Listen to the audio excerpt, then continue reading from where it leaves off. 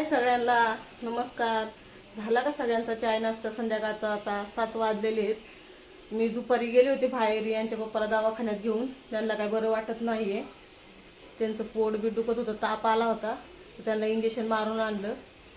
आणि रात्री काय झालं, रात्री असं झालं का गॅसच संपला. माझा स्वयंपाक पण झाला आणि गॅस संपला. रियांश म्हणला मम्मी मला दूध दे प्यायला 10 वाजता. पण दूध तापवायला गेले तर गॅसच संपला. मग सकाळी काय नाश्ता नाही काय नाही. ही शिगडी आहे माझ्याकडे काळीवाली, हे बघा ही वाली शिगडी. याच्यावर फक्त पाणी चाय हे होतं, भाकरी बिकरी काय होत नाही. याला सगळे स्टीलचे भांडे पाहिजे.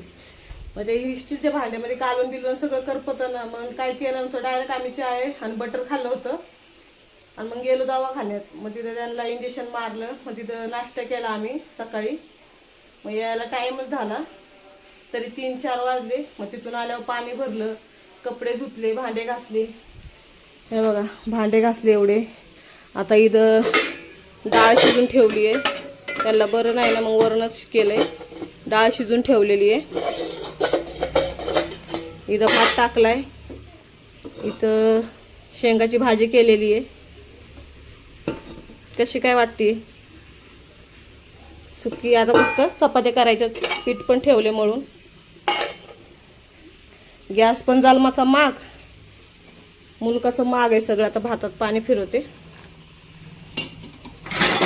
यांचे पप्पा पण बाहेर गेलेत, त्यांनी गोळ्या खाल्ल्या, आराम केला होता. मग तिथून आल्यावर 5 वाजता वापस गॅस भरायला गेले. काय करायचं, तर खायला लागते म्हणल्यावर. त्यांना बरं नव्हतं तरी पण तसं त्यांनी गोळ्या खाल्ल्या आणि गेले आपले.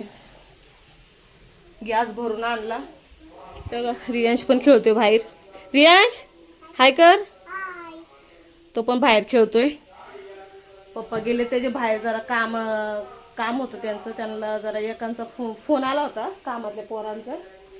ते गेले बाहेर, म्हणलं येतो मी. तर गेले वापस. सकाळी त्यांना जायचं फर्स्ट शिफ्टला. आणलं त्यांना एक इंजेक्शन मारून. चला मग